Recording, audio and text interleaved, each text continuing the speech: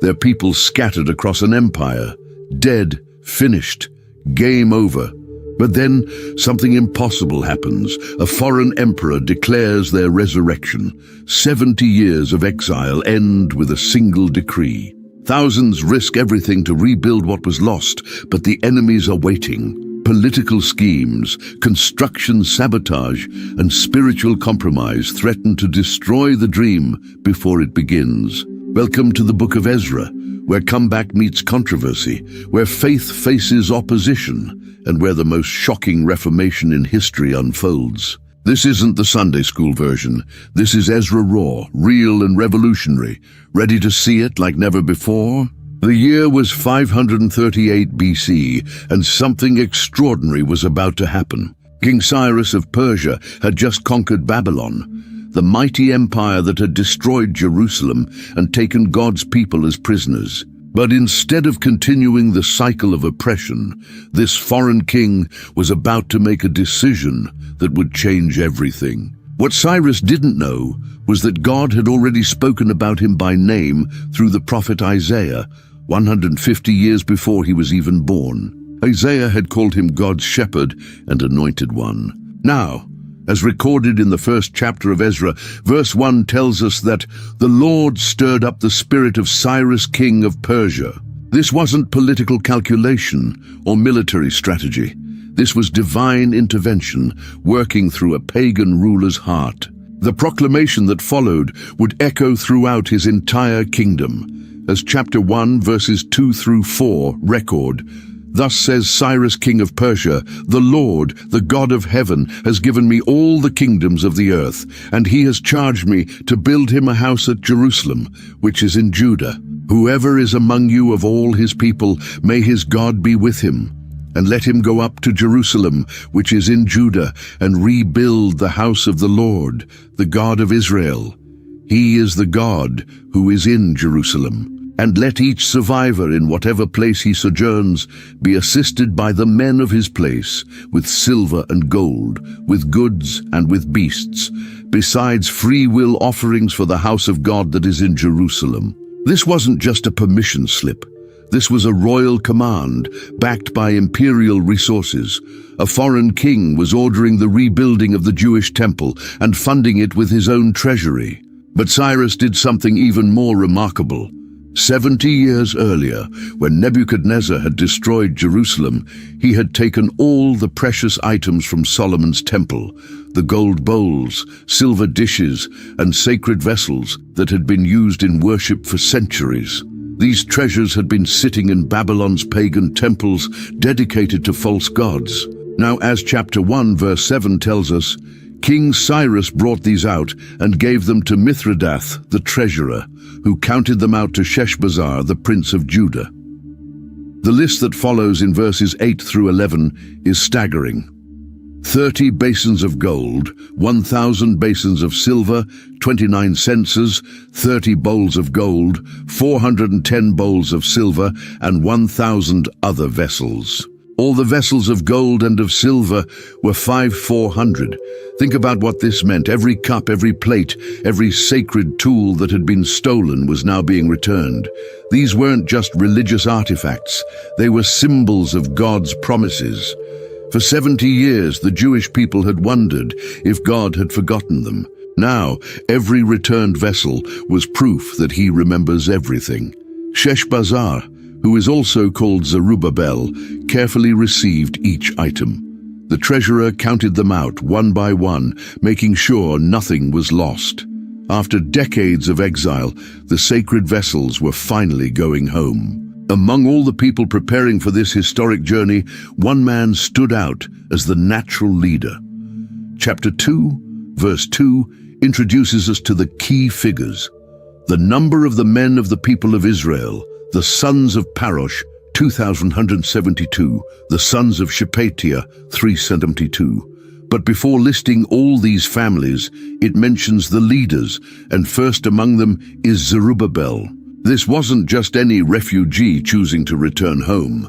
Zerubbabel was the grandson of King Jehoiakim, the last king of Judah before the exile. Royal blood flowed through his veins, but more importantly, He had been chosen by God to lead this massive undertaking. The Persian Empire was giving him official authority as governor, but his real power came from something deeper. The people recognized in him both the dignity of David's lineage and the wisdom needed for such a dangerous mission. Leading nearly 50,000 people across 900 miles of desert with treasure and livestock while rebuilding a destroyed city, this required someone special. Zerubbabel didn't seek this role for personal glory. He understood that he was carrying the hopes of an entire nation on his shoulders. Every family looking to him for direction, every priest depending on his decisions, every child whose future hung in the balance, they were all his responsibility now. What happened next was remarkable in its detail and organization. Chapter 2 gives us an incredibly precise record of exactly who was returning. This wasn't a chaotic exodus, it was a carefully planned restoration. The numbers tell an amazing story. As verse 64 records, the whole assembly together was 42,360. But this wasn't just a head count. Each family was listed by name, each profession was documented, each town of origin was remembered. Look at some of these families mentioned in verses 3 through 20. The sons of Parosh, 2,172. The sons of Shephatiah, 372. The sons of Arah, 775. The sons of Pahath Moab, namely the sons of Jeshua and Joab, 2,112. The sons of Elam, 1,254. The sons of Zatu, 945. The sons of Zakkai, 760. The sons of Bani, 642. Each number represented real people with real names, real families, real dreams of home. Some families were large, others small. Some had maintained their wealth during exile, others had lost everything. But they all shared the same hope, to see Jerusalem rebuilt. The priests are listed in verses 36 through 39. The priests, the sons of Jediah, of the house of Jeshua, 973.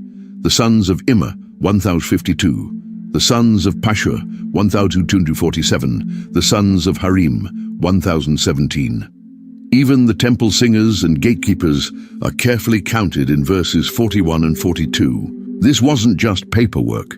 This was a declaration that every person mattered, every family had value, and everyone had a role to play in rebuilding their nation. But not everything went smoothly during this registration process. A serious problem emerged that would affect the spiritual leadership of the restored community. Some men claimed to be priests, but they couldn't prove it. Chapter 2, verses 61 and 62 explain the situation. And of the sons of the priests, the sons of Habiah, the sons of Hakkoz, and the sons of Barzillai, who had taken a wife from the daughters of Barzillai, the Gileadite, and was called by their name. These sought their registration among those enrolled in the genealogies, but they were not found there, so they were excluded from the priesthood as unclean. During the 70 years of exile, some records had been lost. Some families had intermarried and taken new names. The man called Barzillai had even adopted his wife's family name, instead of keeping his priestly identity. Now, when it came time to serve in the temple again, they couldn't prove who they really were. This created a real dilemma. Verse 63 tells us what the governor decided. The governor told them that they were not to partake of the most holy food until there should be a priest to consult the Urim and Thummim. They would have to wait until God could reveal the truth about their heritage through the sacred lots used by the high priest. This wasn't about being harsh or unwelcoming. The priesthood carried serious responsibilities, and only those truly called by God could handle the sacred duties. It was better to be careful than to risk dishonoring God's service. The detailed record continues with something that might seem unimportant, but actually reveals how thorough this restoration was. Chapter 2, verses 65 through 67, carefully list everyone and everything making the journey.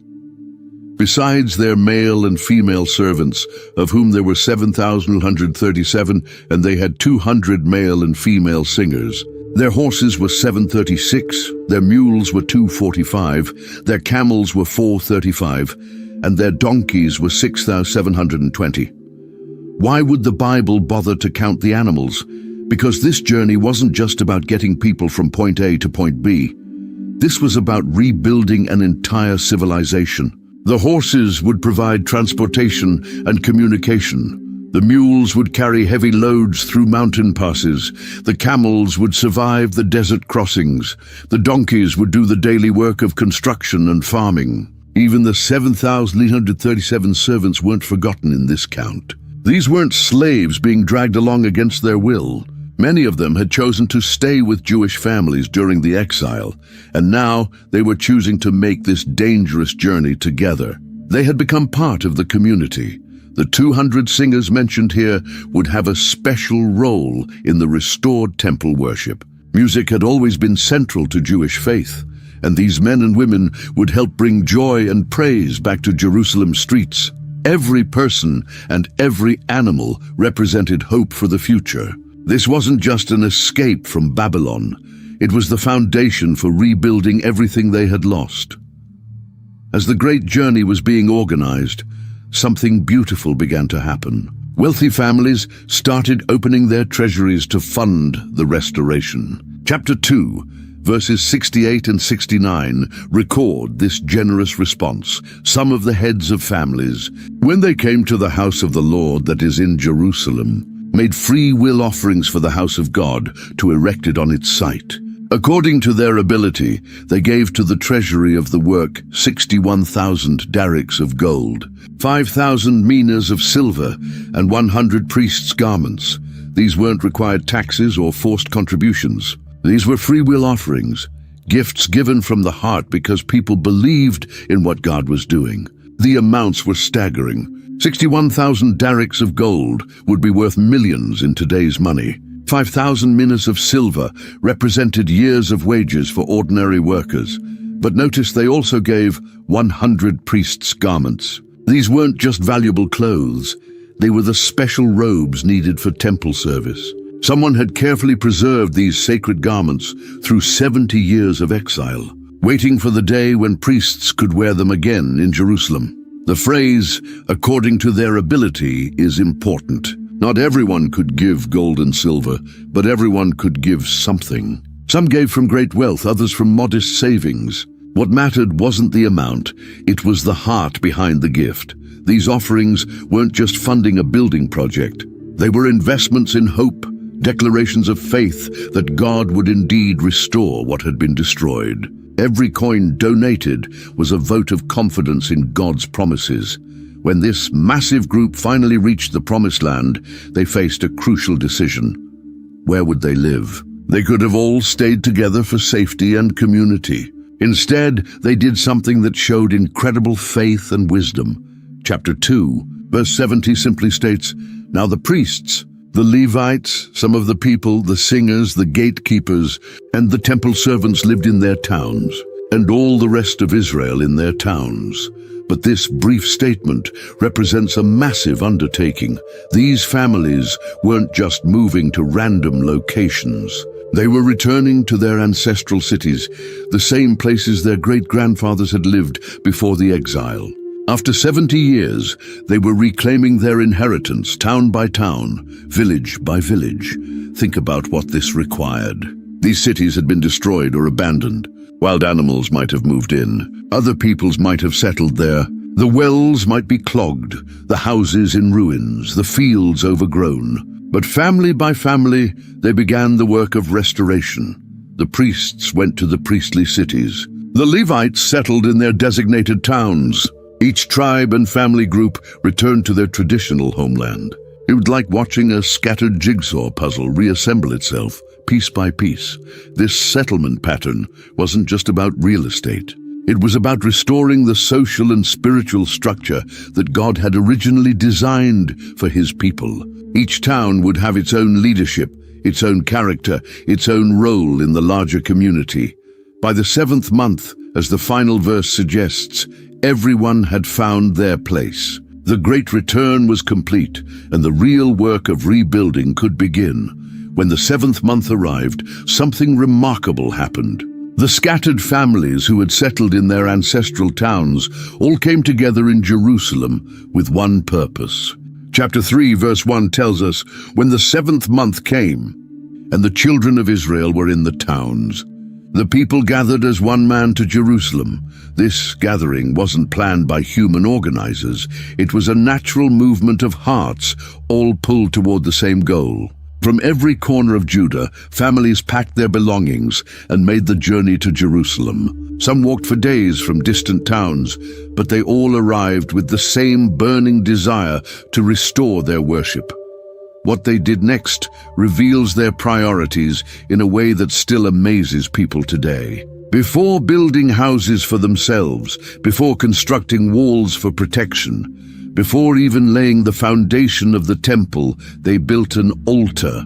Chapter 3, verses 2 and 3 explain, Then arose Jeshua the son of Jozadak with his fellow priests, and Zerubbabel the son of Shealtiel with his kinsmen. And they built the altar of the God of Israel to offer burnt offerings on it, as it is written in the law of Moses, the man of God.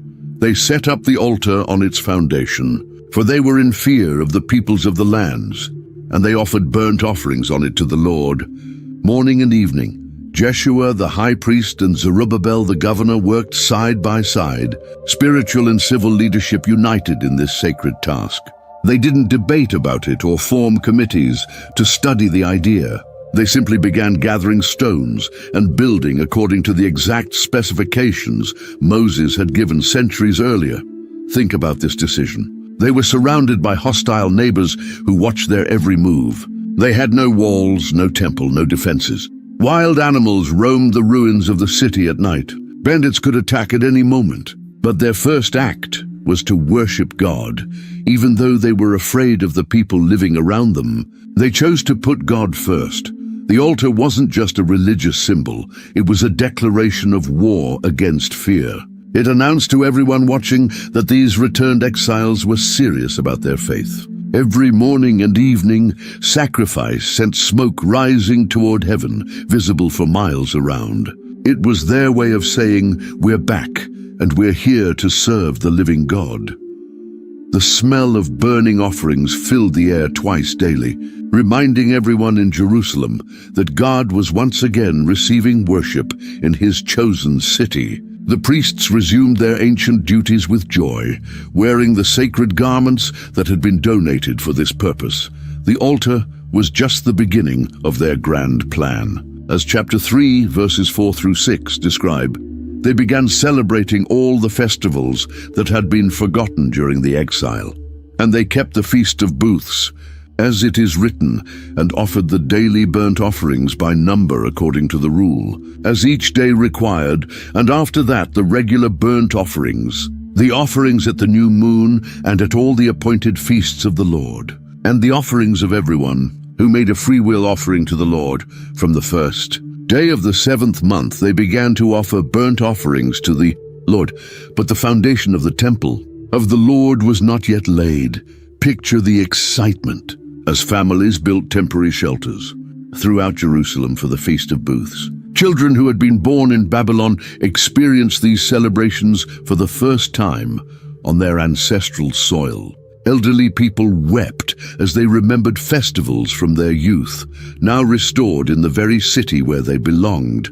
But even while they celebrated, they were planning something much bigger. Chapter 3, verse 7 describes how they organized the massive temple construction project. So they gave money to the masons and the carpenters, and food, drink, and oil to the Sidonians and the Tyrians to bring cedar trees from Lebanon to the sea to Joppa. According to the grant that they had from Cyrus, king of Persia, this was exactly how Solomon had built the original temple hundreds of years earlier. The same Lebanese cedar, the same skilled craftsmen, the same trade routes. They weren't just rebuilding, they were restoring the original design that God had blessed. Ships arrived at the port of Joppa loaded with massive cedar logs, their resin filling the air with the sweet smell of Lebanon's forests. The construction began in earnest during the second year. As verse 8 tells us, now in the 2nd year after their coming to the house of God at Jerusalem, in the 2nd month, Zerubbabel the son of Shealtiel and Jeshua the son of Jozadak made a beginning, together with the rest of their kinsmen, the priests and the Levites, and all who had come to Jerusalem from the captivity. They appointed the Levites from 20 years old and upward to supervise the work of the house of the Lord. Every family contributed according to their ability. Men who had been farmers learned masonry. Merchants organized supply chains. Women prepared food for the workers. Children carried water and tools. The entire community became a construction crew with one shared dream. When the foundation was finally completed, the celebration was unlike anything Jerusalem had seen in decades. Chapter 3, verses 10 and 11 paint the scene. And when the builders laid the foundation of the temple of the Lord, the priests in their vestments came forward with trumpets, and the Levites, the sons of Asaph, with cymbals, to praise the Lord according to the directions of David, king of Israel. And they sang responsively, praising and giving thanks to the Lord, for he is good, for his steadfast love endures forever toward Israel. The priests wore their finest ceremonial robes, the ones that had been carefully preserved through 70 years of exile. The trumpets gleamed in the sunlight as their clear notes rang across the construction site. The cymbals crashed in rhythm as hundreds of voices joined the ancient songs that David had written for temple worship. The music filled the air as hundreds of voices joined together in worship. Trumpets and cymbals created a joyful noise that could be heard throughout the city. But then something unexpected happened that made the celebration even more meaningful. The sound of celebration suddenly became more complex and deeply moving. Chapter 3, verses 12 and 13, reveal why. But many of the priests and Levites and heads of fathers' houses, old men who had seen the first house, wept with a loud voice when they saw the foundation of this house being laid, though many shouted aloud for joy, so that the people could not distinguish the sound of the joyful shout from the sound of the people's weeping. For the people shouted with a great shout, and the sound was heard far away. The older men in the crowd had lived through the destruction of Solomon's temple. They remembered its massive size, its incredible beauty, its golden walls that reflected the morning sun like fire. They had seen the massive bronze pillars at the entrance, each one tall as a 6-story building. They remembered the sea of bronze that could hold thousands of gallons of water, supported by 12 bronze oxen. They had witnessed the glory of God filling that temple so powerfully that the priests couldn't even stand to minister. Now, as they looked at this new foundation, they realized it would never match the grandeur of what they had lost. This temple would be smaller, simpler, built with much more limited resources. The gold and silver that once covered every surface would be replaced with plain stone and basic wood. But their tears weren't tears of sadness. They were tears of memory mixed with overwhelming gratitude.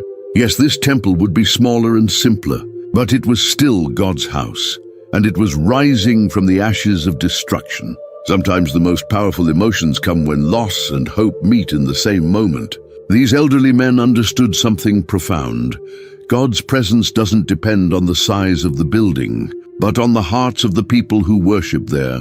The younger people shouted with pure joy because this was the first temple they would ever see. For them, it represented nothing but promise and possibility. They had heard stories of Solomon's temple, but this one would be theirs. They would see it completed, serve in it, bring their children to worship there. The sound of their celebration, mixed with the weeping of their elders, created a noise so powerful that people heard it from miles away. Travelers on distant roads stopped and wondered what could create such an incredible sound. Even the enemies watching from nearby hills could hear this mixed chorus of joy and tears echoing across the landscape. Chapter 3, verse 13 emphasizes this. Remarkable detail. The sound was heard far away. This wasn't just a local celebration. It was an announcement to the entire region that God's people were back and his house was rising again. The sound of that Celebration reached the wrong ears. Chapter 4, verse 1 introduces a new problem that would change everything.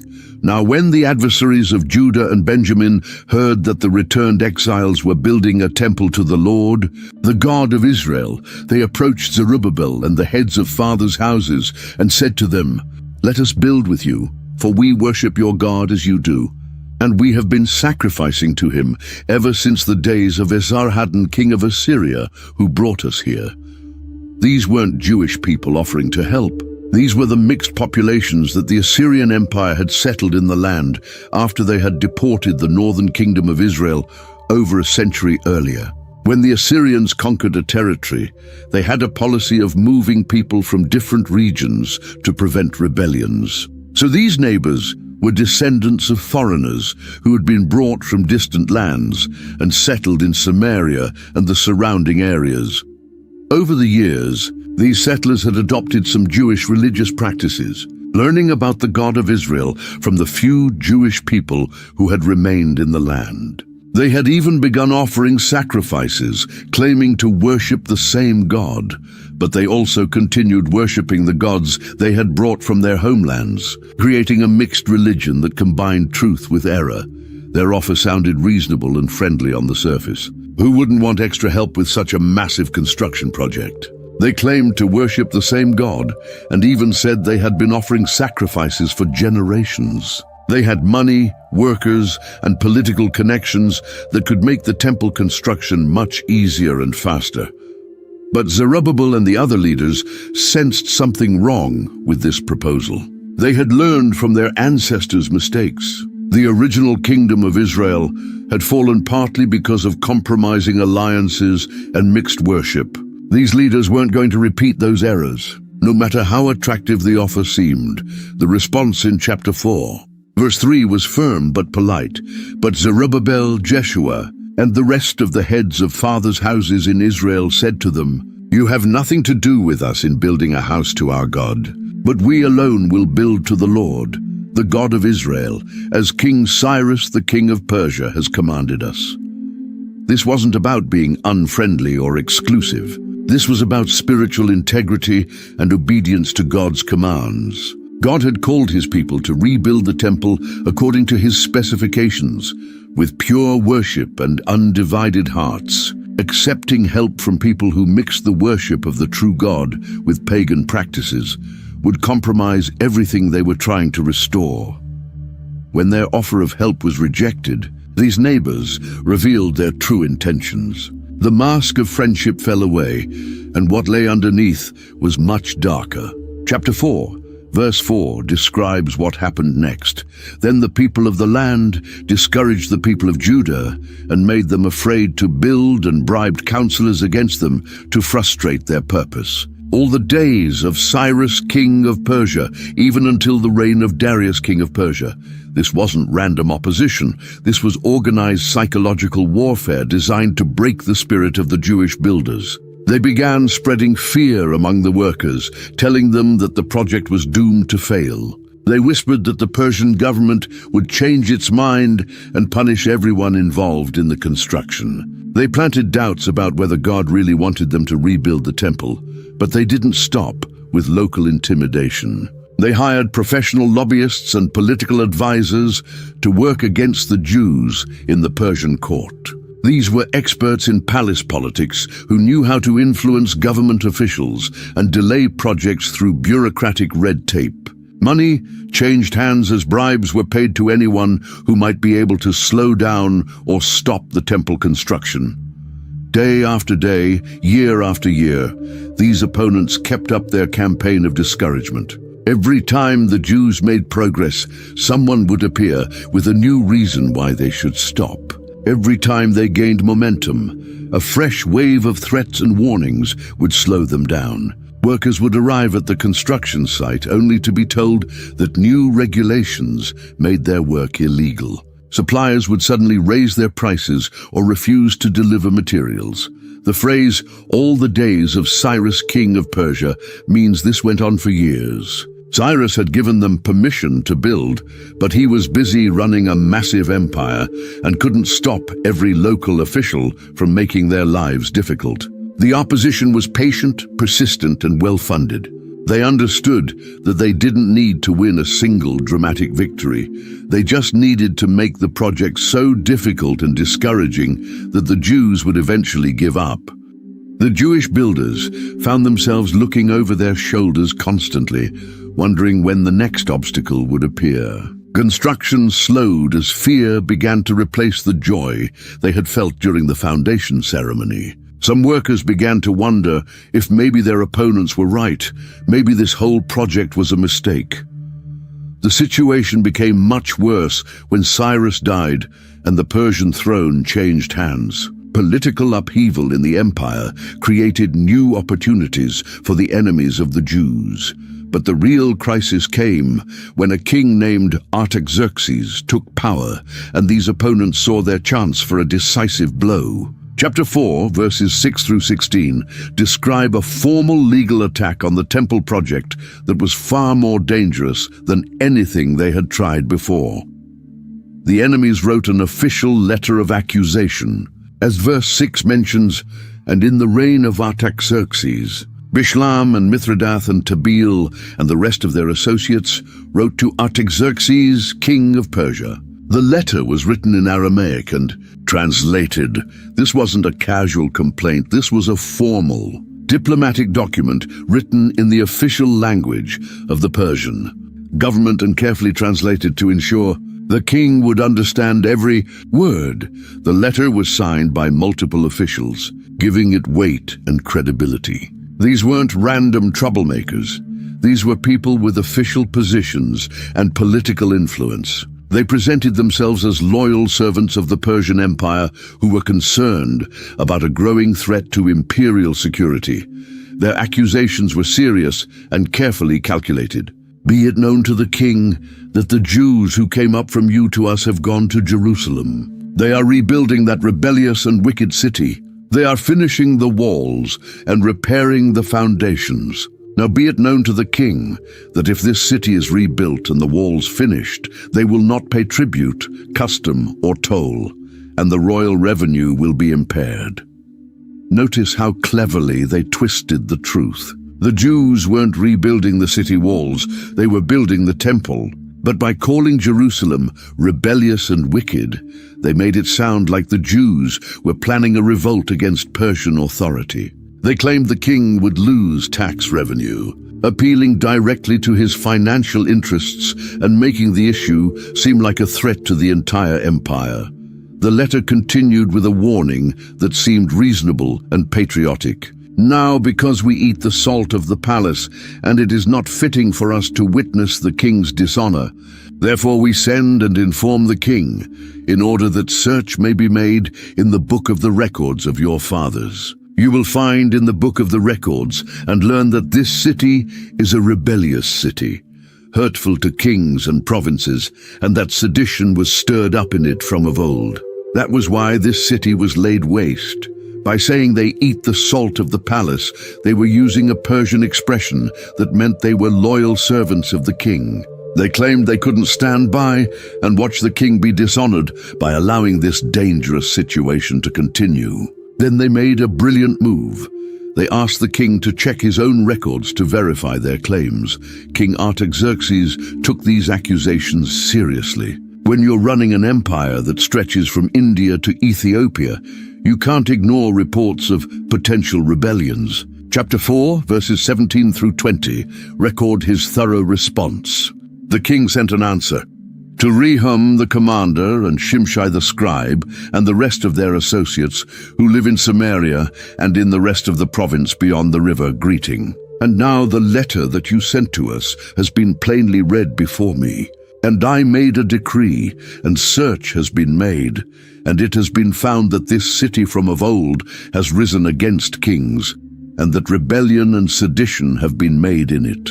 And mighty kings have been over Jerusalem, who ruled over the whole province beyond the river, to whom tribute, custom, and toll were paid. The king didn't just take their word for it, he ordered a complete investigation. Persian record-keeping was incredibly detailed, and the royal archives contained documents going back hundreds of years. When his scribes searched through these records, they found exactly what the accusers had predicted they would find. Jerusalem had indeed rebelled against previous empires. Kings like Nebuchadnezzar had destroyed the city precisely because of such rebellions. The record showed that Jerusalem had been a major power center in the region, with kings who had controlled vast territories and collected taxes from many provinces. From a purely political perspective, the accusation seemed completely valid. The king's research revealed that Jerusalem had been destroyed because it was rebellious and wicked. The records documented multiple instances of sedition and revolt. Any reasonable ruler reading this information would conclude that rebuilding Jerusalem was indeed a serious threat to imperial security. But the king went further than just investigating the claims. Chapter 4, verse 21 continues his decree. Therefore make a decree that these men be made to cease, and that this city be not rebuilt until a decree is made by me. And take care not to be slack in this matter. Why should damage grow to the hurt of the king? This wasn't just a temporary pause. This was an official imperial command to stop all construction immediately. The letter gave local authorities full power to enforce this decree with whatever force was necessary. The final question, why should damage grow to the hurt of the king, made it clear that anyone who allowed the work to continue would be held personally responsible for any problems that resulted. The king's decree was absolute and final. There would be no appeals, no negotiations, no exceptions. The work must stop, and it must stop now. The response was swift and devastating. Chapter 4, verses 23 and 24 describe what happened when the letter arrived. Then, when the copy of King Artaxerxes' letter was read before Rehum and Shimshai, the scribe and their associates, they went in haste to the Jews at Jerusalem, and by force and power made them cease. Then the work on the house of God that is in Jerusalem stopped, and it ceased until the 2nd year of the reign of Darius, king of Persia. The enemies didn't waste any time celebrating their victory. Armed with royal authority and probably accompanied by Persian soldiers, they marched to Jerusalem and forcibly shut down the construction site. The phrase, by force and power, suggests they may have used violence or threats of violence to stop the work. Workers who resisted were probably arrested or beaten. Imagine the scene that day. Workers who had been laying stones and cutting timber suddenly found themselves ordered to put down their tools by armed officials. The sound of hammers and saws that had filled the air for months fell silent in a matter of hours. The temple site, which had been bustling with activity and hope, became an abandoned construction zone almost overnight. The precious cedar wood from Lebanon was left to weather the storms. The carefully cut stones sat in piles, gathering dust and weeds. The foundation that had been celebrated with such joy became a monument to broken dreams and frustrated hopes. Children who had grown up, watching the temple rise, now played among the abandoned tools and materials. The community that had been united around this great project suddenly found itself scattered and demoralized. Some families began to wonder if they had made a mistake in returning to Jerusalem. Others questioned whether God really intended for them to rebuild the temple. The enemies had achieved something that military force alone could never have accomplished. They had broken the spirit of God's people. For 15 long years, the work remained stopped. 15 years of waiting, wondering, and watching the half-finished foundation weather the storms. The early enthusiasm that had carried them through the first challenges had been crushed by legal maneuvering and political pressure. The joy that had mixed with tears during the foundation ceremony became just a memory of better days. But this wasn't the end of the story, though the people couldn't know that yet. God's plans cannot be stopped forever by human opposition, even when that opposition comes with imperial authority and legal documents. Sometimes God allows his people to experience setbacks and delays to prepare them for something even greater than what they originally imagined. For 15 long years, the temple foundation had sat unfinished. Weeds grew between the stones, and rain had weathered the exposed surfaces. The people had grown comfortable with their unfinished project, focusing on their own houses while God's house remained in ruins. Then something extraordinary happened that changed everything. Chapter 5, verse 1, records the moment when heaven broke through the silence. Now the prophets, Haggai and Zechariah the son of Iddo, prophesied to the Jews who were in Judah and Jerusalem, in the name of the God of Israel who was over them. Two men, called by God at exactly the same time, began declaring messages that set hearts on fire. Haggai was an older prophet who may have remembered the first temple. His words were direct and challenging, asking the people hard questions about their priorities. Zechariah was younger, filled with visions and dreams of what God wanted to accomplish. These weren't just religious teachers giving gentle encouragement. These were prophets speaking with divine authority, carrying messages straight from the throne of God. When they opened their mouths, the very words of the Almighty came forth with power that penetrated hearts and stirred consciences. Haggai's message was especially pointed. He asked the people why they lived in fancy houses while God's house lay in ruins. He connected their economic struggles to their spiritual neglect, showing them that their prosperity was linked to their obedience. His words cut through 15 years of excuses and compromise. Zechariah brought a different but equally powerful message. He spoke of visions filled with hope and promise. He saw golden lampstands and flying scrolls, mysterious horsemen and triumphant kings. His prophecies painted pictures of a glorious future that could only come through completing the work God had started. Both prophets spoke with such authority and clarity that people couldn't ignore their words. After years of spiritual dryness, the community suddenly found itself face to face with the living God again. The prophetic fire that had been absent for so long was burning bright in Jerusalem once more. The impact was immediate and undeniable. People who had grown comfortable with the status quo suddenly felt deeply uncomfortable with leaving God's work unfinished.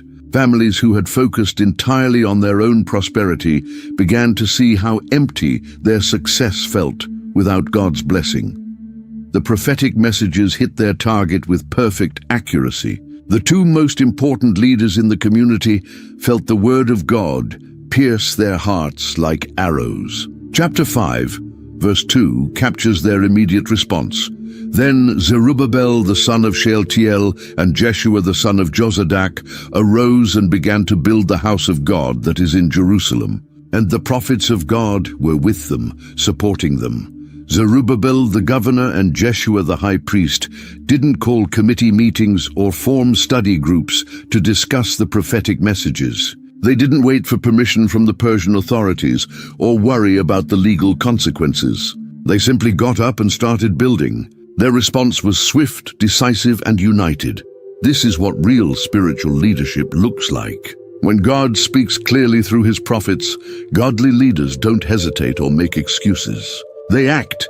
Zerubbabel could have worried about his political position as governor. Jeshua could have been concerned about his religious responsibilities. Instead, both men recognized that obeying God was more important than avoiding problems with people. The phrase "arose and began to build" shows their determination. They didn't just talk about rebuilding, they picked up tools and started working. They gathered the people, organized the labor, and resumed the construction that had been stopped for 15 years. The sound of hammers and saws once again filled the air around the temple site. But notice something important. The prophets of God were with them, supporting them. Haggai and Zechariah didn't just deliver their messages and disappear. They stayed involved, encouraging the workers and providing ongoing spiritual guidance. This wasn't just a construction project, it was a spiritual movement with prophetic leadership. The combination was powerful. Zerubbabel provided political authority and organizational skills. Jeshua brought religious legitimacy and spiritual oversight. Haggai and Zechariah offered divine revelation and prophetic encouragement. Together, they formed a leadership team that could handle both the practical and spiritual challenges of completing the temple. Word spread quickly through Jerusalem and the surrounding towns. The project that everyone thought was dead was suddenly alive again. Workers who had abandoned their tools 15 years earlier found themselves drawn back to the construction site. The dream that had been crushed by political opposition was rising from the ashes with new life and energy. The renewed construction activity didn't go unnoticed by Persian officials. Chapter 5, verse 3 introduces us to a man who would play a crucial role in the next phase of the story. At the same time, Tattenai, the governor of the province beyond the river, and Shethar-bozenai and their associates came to them and spoke to them thus: "Who gave you a decree to build this house and to finish this structure?" Tattenai was the regional governor responsible for all the territories west of the Euphrates River. His jurisdiction included Jerusalem, and anything happening in his territory was his responsibility. When reports reached him about unauthorized construction in Jerusalem, he had to investigate. His job depended on maintaining order and ensuring that imperial law was followed. But notice something important about Tattenai's approach. He didn't arrive with soldiers to shut down the work immediately. He didn't arrest the leaders or destroy what had been built. Instead, he came with questions, seeking to understand what was happening before taking action. This was very different from the hostile approach that had stopped the work 15 years earlier. Chapter 5, verse 4 continues the conversation. They also asked them this: "What are the names of the men who are constructing this building?" Tattenai wanted a complete list of everyone involved in the project. This wasn't necessarily threatening, it was standard administrative procedure. Any official investigation would require knowing exactly who was responsible for the work. The Jewish leaders could have panicked at this point. After all, they had restarted construction without getting new permission from the current king. They were technically violating the decree that had stopped their work 15 years earlier. They could have stopped building and tried to negotiate, or they could have ignored the governor's questions and hoped he would go away. Instead, they did something remarkable. Chapter 5, verse 5 tells us, "But the eye of their God was on the elders of the Jews, and they did not stop them until the report should reach Darius, and then an answer be returned concerning this matter." The Jewish leaders answered Tattenai's questions honestly and completely. They told him about Cyrus's original decree and their authorization to rebuild the temple. They explained their history and their purpose. Most importantly, they kept working while they talked. They didn't let fear stop their progress. Tattenai's response was surprisingly reasonable. Instead of shutting down the work immediately, he decided to investigate their claims before taking action. This was either divine providence or exceptional wisdom, probably both. Tattenai faced a difficult situation. The Jews claimed they had legitimate authority to build, but the previous decree from Artaxerxes had clearly stopped all construction. Rather than make a decision that might anger the king either way, he chose to seek guidance from the highest authority. Chapter 5, verses 6 and 7 describe his solution. This is a copy of the letter that Tattenai, the governor of the province beyond the river, and Shethar-bozenai and his associates, the governors who were in the province beyond the river, sent to Darius the king. They sent him a report in which was written as follows. This letter was a masterpiece of diplomatic writing. Tattenai presented the facts objectively, without taking sides or making recommendations. He simply told the king what he had found and asked for instructions on how to proceed. The letter begins in verses 8 and 9. To Darius the king, all peace. Be it known to the king that we went to the province of Judah, to the house of the great God.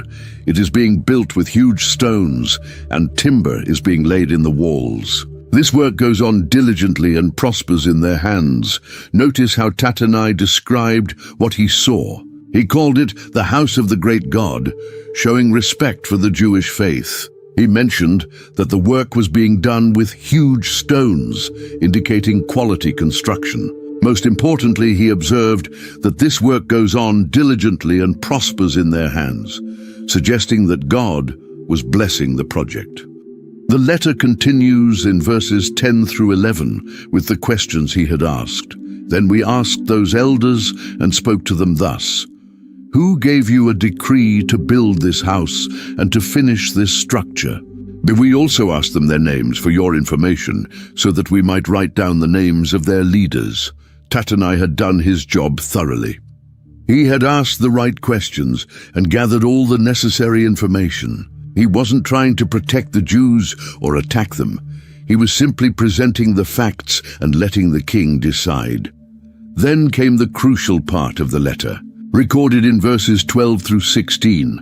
And this was their reply to us: "We are the servants of the God of heaven and earth, and we are rebuilding the house that was built many years ago, which a great king of Israel built and finished. But because our fathers had angered the God of heaven, he gave them into the hand of Nebuchadnezzar, king of Babylon, the Chaldean, who destroyed this house and carried away the people to Babylonia. However, in the first year of Cyrus, king of Babylon, Cyrus the king made a decree that this house of God should be rebuilt."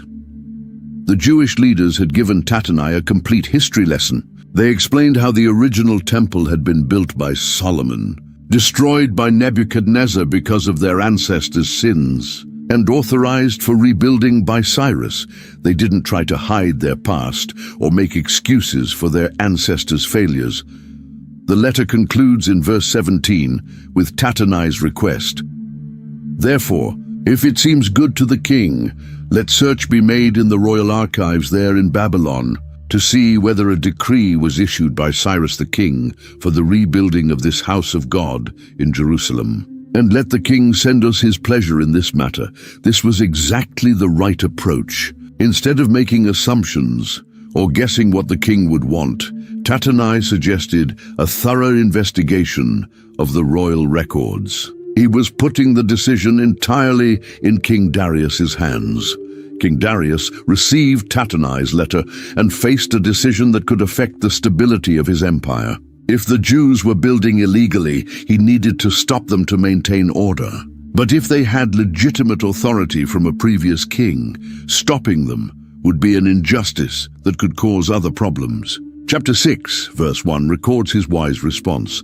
"Then Darius the king made a decree, and search was made in Babylon, in the house of the archives where the documents were stored. The Persian Empire was famous for its detailed record-keeping. Every royal decree, every treaty, every important document was carefully preserved in massive archive buildings. These weren't just filing cabinets. They were enormous libraries containing the administrative history of the greatest empire the world had ever seen. The search began in Babylon, the logical place to look for documents from Cyrus's reign. Teams of scribes combed through thousands of scrolls and tablets, looking for any reference to Jerusalem, the Jewish temple, or Cyrus's policy toward the exiled peoples. Day after day, they searched through the carefully organized archives, but the document wasn't found in Babylon.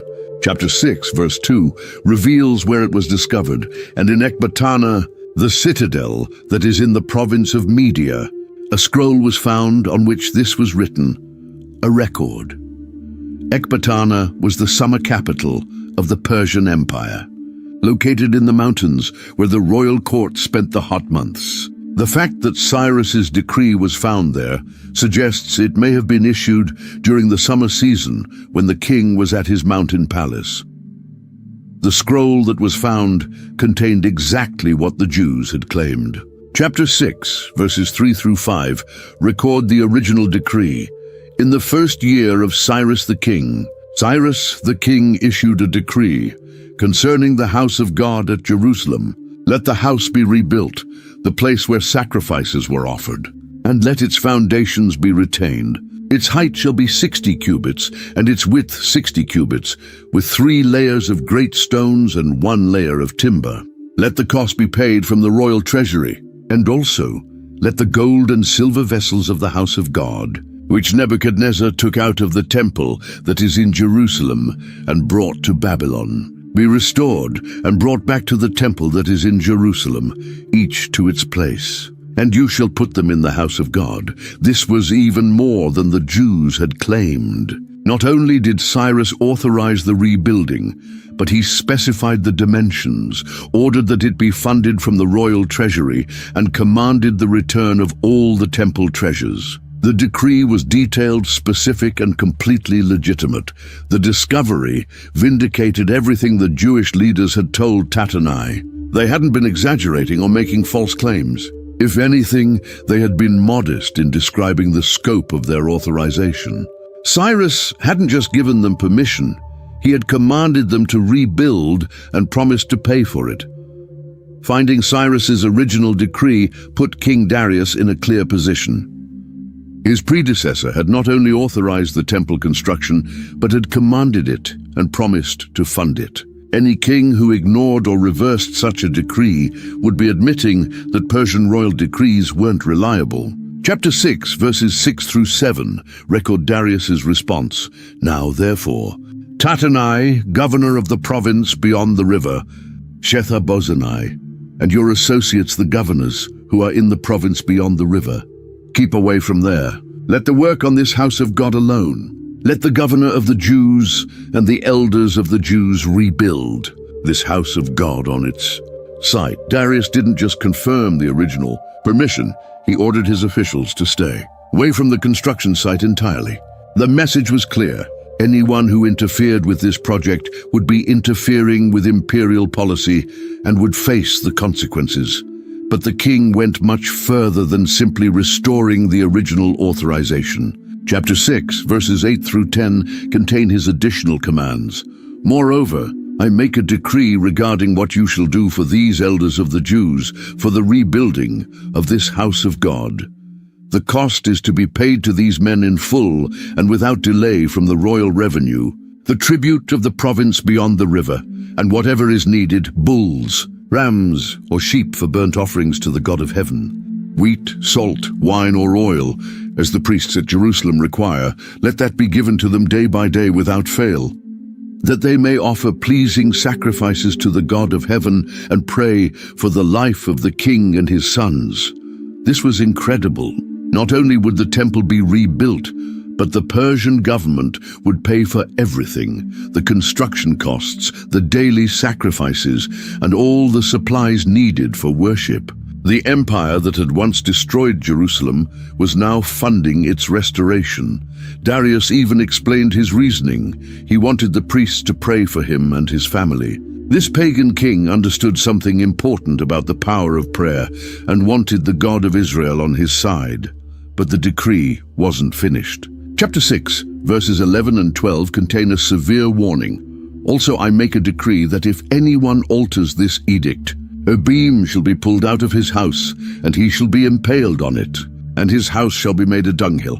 May the God who has caused his name to dwell there overthrow any king or people who shall put out a hand to alter this, or to destroy this house of God that is in Jerusalem. I, Darius, make a decree. Let it be done with all diligence. The punishment for interfering with the temple construction was death, not just any death, but impalement, one of the most brutal execution methods known to the ancient world.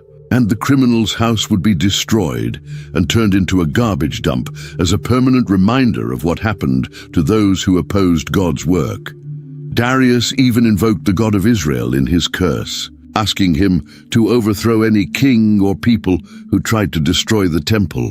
This foreign king was essentially asking the Jewish God to protect the Jewish temple against future enemies.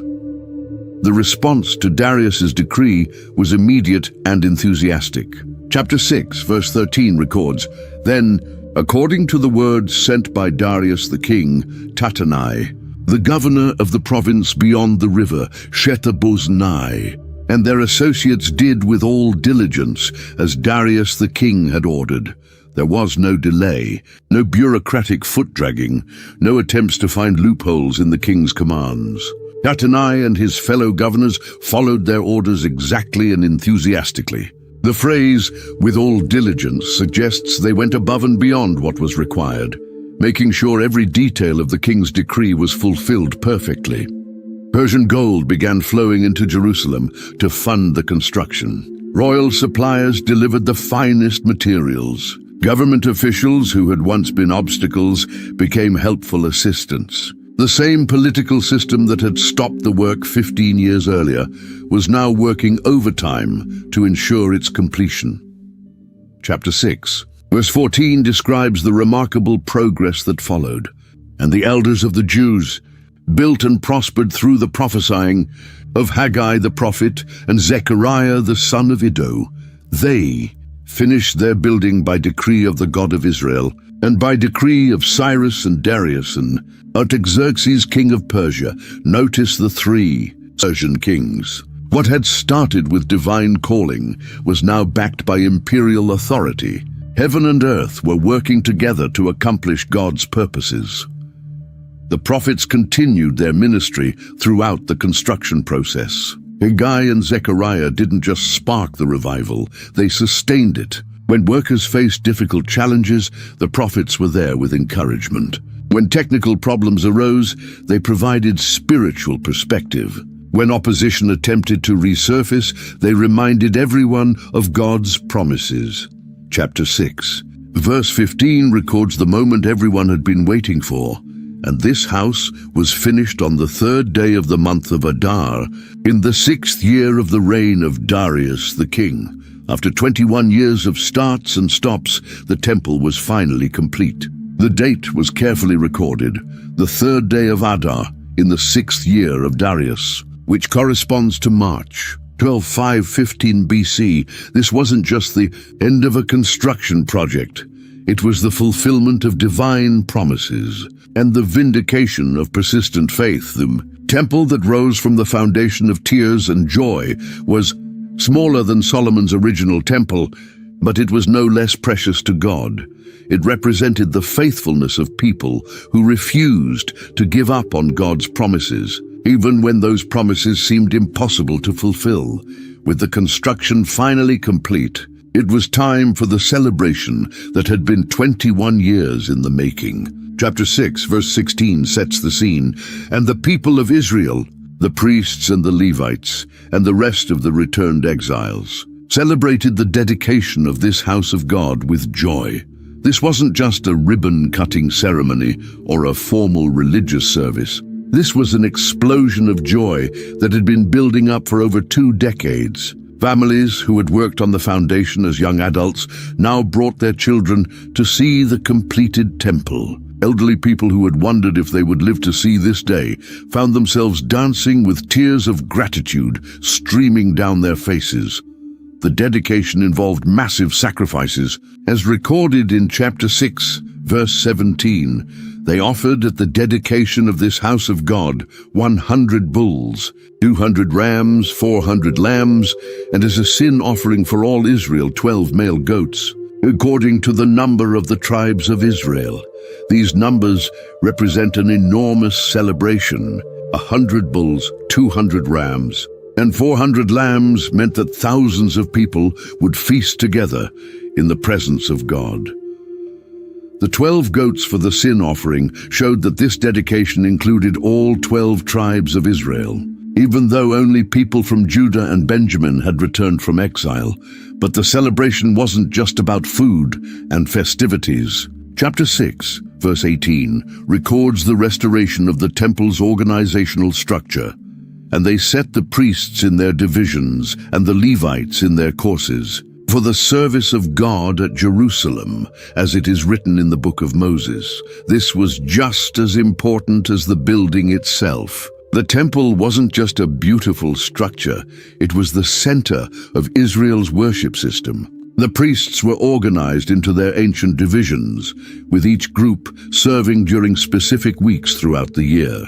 The Levites resumed their various responsibilities as singers, musicians, gatekeepers, and assistants. Everything was done as it is written in the book of Moses, showing their commitment to following God's original instructions rather than making up new traditions. They were restoring not just a building, but an entire system of worship that connected them to their ancestors and to God's covenant promises. The celebration reached its climax with the observance of Passover. As chapter 6, verses 19 through 22 describe, on the 14th day of the first month, the returned exiles kept the Passover. For the priests and the Levites had purified themselves together. All of them were clean. So they slaughtered the Passover lamb for all the returned exiles, for their fellow priests and for themselves. It was eaten by the people of Israel who had returned from exile, and also by everyone who had joined them and separated himself from the uncleanness of the peoples of the land to worship the Lord, the God of Israel. And they kept the feast of unleavened bread 7 days with joy. For the Lord had made them joyful and had turned the heart of the king of Assyria to them, so that he aided them in the work of the house of God, the God of Israel. This Passover was special in several ways. It was the first one celebrated in the completed temple, making it a true homecoming feast. But notice that it included not just the returned exiles, but also everyone who had joined them and separated himself from the uncleanness of the peoples of the land. Some of the local inhabitants had chosen to join the Jewish community and worship the true God. The final verse mentions something remarkable. God had turned the heart of the king of Assyria to them. This is referring to the Persian king. The text uses Assyria because Persia had conquered the territories once ruled by Assyria. The same empire that had once been their enemy was now their ally, providing funding and protection for God's work. 60 years had passed since the temple's completion. The building was beautiful.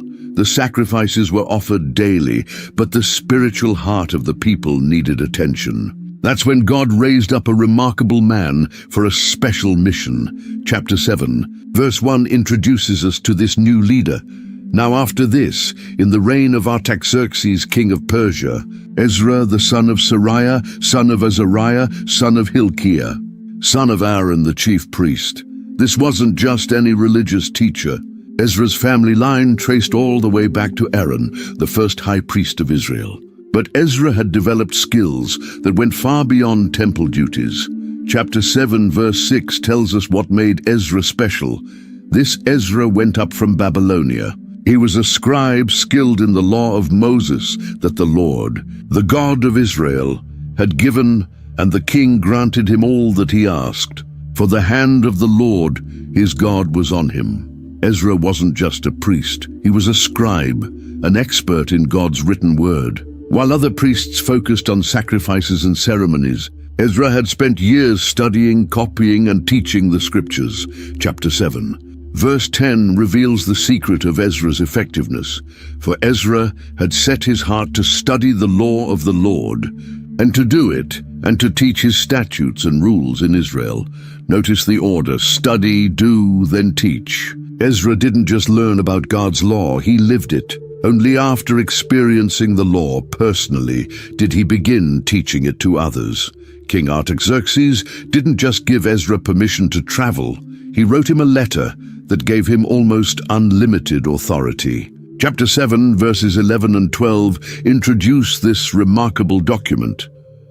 This is a copy of the letter that King Artaxerxes gave to Ezra the priest, the scribe, a scribe of the words of the commandments of the Lord. Artaxerxes, king of kings, to Ezra the priest, the scribe of the law of the God of heaven. Peace. Chapter 7, verse 13 contains the first grant. And now I make a decree that any one of the people of Israel or their priests or Levites in my kingdom who freely offers to go to Jerusalem may go with you. This was an open invitation for any Jewish person in the Persian Empire to join Ezra's mission. It was like a second Exodus, but this time with royal approval and funding. The king's generosity went much further. Chapter 7, verses 19 through 22 explain, "The vessels that have been given you for the service of the house of your God, you shall deliver before the God of Jerusalem. And whatever else is required for the house of your God, you may provide it out of the king's treasury. Up to 100 talents of silver, 100 kor of wheat, 100 baths of wine, 100 baths of oil and salt without prescribing how much." Chapter 7, verse 24 adds another remarkable benefit. We also notify you that it shall not be lawful to impose tribute, custom or toll on any one of the priests, the Levites, the singers, the doorkeepers, the temple servants, or other servants of this house of God. The king completely exempted all Jewish religious personnel from taxation throughout the Persian Empire. Ezra began organizing what would become the Second Exodus. Chapter 8 lists the families who volunteered. 754 men, probably representing about 5,000 people, including women and children. But Ezra discovered a serious problem. Chapter 8, verse 15 describes the crisis. I gathered them to the river that runs to Ahava, and there we encamped 3 days. As I reviewed the people and the priests, I found there none of the sons of Levi. No Levites had volunteered for the journey. This was critical because Levites were essential for proper temple service. Chapter 8, verses 16 and 17 explain Ezra's solution. Then I sent for Eleazar, Ariel, Shemaiah, and sent them to Iddo, the leading man at the place Casiphia, telling them what to say to Iddo and his brothers and the temple servants at the place Casiphia, namely, to send us ministers for the house of our God. The mission was successful. Chapter 8, verses 18 through 20 record the results. And by the good hand of our God on us, they brought us a man of discretion. Sherebiah with his sons and kinsmen, 18, also Hashabiah, 20, besides 220 of the temple servants. Now the group was complete with priests, Levites, temple servants, and families. The journey from Babylon to Jerusalem was 900 miles through dangerous territory. Persian kings routinely provided military escorts, but Ezra chose a different path. Chapter 8, verse 21 explains his decision. Then I proclaimed a fast there, at the river Ahava, that we might humble ourselves before our God, to seek from him a safe journey for ourselves, our children, and all our goods. Chapter 8, verse 22 reveals why. For I was ashamed to ask the king for a band of soldiers and horsemen to protect us against the enemy on our way, since we had told the king, the hand of our God is for good on all who seek him, and the power of his wrath is against all who forsake him. Ezra had been telling the king about God's power and protection. Now he had to live by his own words. Before leaving, Ezra organized the transport of temple treasures. Chapter 8, verses 25 and 26 describe the staggering amounts. And I weighed out to them the silver and the gold and the vessels. I weighed into their hands 650 talents of silver, and silver vessels worth 200 talents, and 100 talents of gold. Chapter 8. Verse 31 describes the journey's success. Then we departed from the river Ahava on the 12th day of the first month to go to Jerusalem. The hand of our God was on us, and he delivered us from the hand of the enemy and from ambushes by the way. After arriving in Jerusalem, Ezra met with local leaders and discovered a shocking problem. Chapter 9, verses 1 and 2 record the devastating report. The people of Israel and the priests and the Levites have not separated themselves from the peoples of the lands with their abominations, for they have taken some of their daughters to be wives for themselves and for their sons, so that the holy race has been mixed with the peoples of the lands. And in this faithlessness, the hand of the leaders and chief men has been foremost. This wasn't just a casual problem, it was a spiritual catastrophe. The Jewish community had been intermarrying with pagan nations, exactly what God had forbidden. Even worse, the religious and civil leaders were leading in this disobedience. For 60 years since the temple's completion, this problem had been growing. What started as occasional exceptions had become widespread practice, threatening the very identity of God's people. Ezra's reaction was immediate and extreme. Chapter 9, verse 3, describes his response. As soon as I heard this, I tore my garment and my cloak and pulled hair from my head and beard and sat appalled. This wasn't mild disappointment. This was overwhelming grief. Tearing clothes and pulling out hair showed the depth of his anguish. At evening, Ezra began one of the most powerful prayers in Scripture.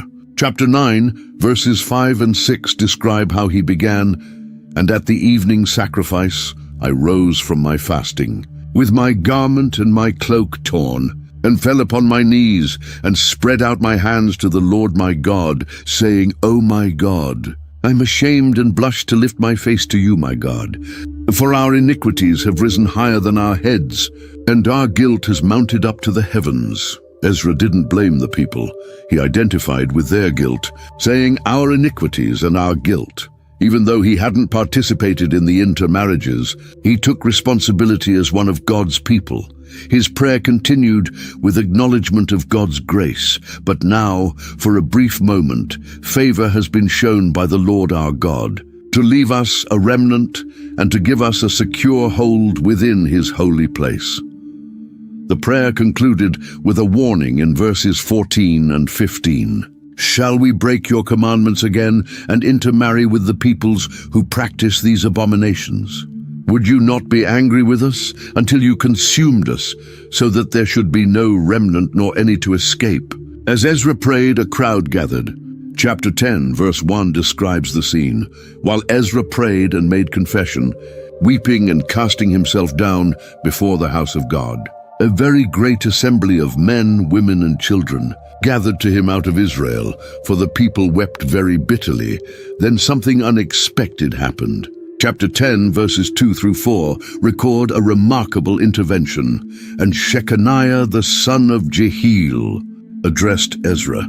"We have broken faith with our God and have married foreign women from the peoples of the land, but even now there is hope for Israel in spite of this. Therefore let us make a covenant with our God to put away all these wives and their children, according to the counsel of my Lord and of those who tremble at the commandment of our God, and let it be done according to the law." Shechaniah's proposal was radical: divorce all foreign wives and send away their children. But he argued this drastic action was necessary to restore their covenant relationship with God. Chapter 10, verse 5 records Ezra's response. "Then Ezra arose and made the leading priests and Levites and all Israel take an oath that they would do as had been said. So they took the oath." Chapter 10, verse 7 shows the seriousness of the reform. "And a proclamation was made throughout Judah and Jerusalem to all the returned exiles that they should assemble at Jerusalem, and that if anyone did not come within 3 days, by order of the officials and the elders, all his property should be forfeited. And he himself banned from the congregation of the exiles." The response was overwhelming. Chapter 10, verses 9 and 10 describe the scene. "Then all the men of Judah and Benjamin assembled at Jerusalem within the 3 days, and all the people sat in the open square before the house of God. Trembling because of this matter and because of the heavy rain, thousands of men sat in the rain, knowing their families were about to be torn apart. Ezra's words were direct: "You have broken faith and married foreign women, and so increased the guilt of Israel. Now then, make confession to the Lord, the God of your fathers, and do his will. Separate yourselves from the peoples of the land and from the foreign wives." The people proposed a systematic investigation. Chapter 10, verses 13 and 14 record their request. "But the people are many, and it is a time of heavy rain. We cannot stand in the open. Let our officials stand for the whole assembly. Let all in our cities who have taken foreign wives come at appointed times." Chapter 10, verse 16 records the beginning. Then the returned exiles did so. Ezra the priest selected men, heads of fathers' houses. On the first day of the 10th month, they sat down to examine the matter. The investigation lasted 3 months. Chapter 10, verses 18 through 44, provide the complete list. 113 men from various families who were required to divorce their foreign wives. The book ends abruptly.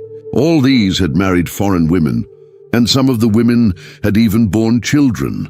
If this story opened your eyes to see the book of Ezra in a completely new way, hit that subscribe button right now. We're just getting started with these deep dives into biblical books that will change how you read your Bible forever. And here's what I want you to do next. Share this video with someone who needs to hear that God specializes in impossible comebacks. Whether they're facing opposition, dealing with setbacks, or wondering if their dreams are dead, Ezra's story proves that God can turn any situation around. Drop a comment below and tell me, which part of Ezra's story hit you the hardest? Was it the foundation ceremony with tears and joy, the 15 years of waiting, or Ezra's painful reforms? I read every single comment. Don't forget to ring that notification bell, because next week we're diving into another biblical book like you've never seen before. Trust me, you won't want to miss it.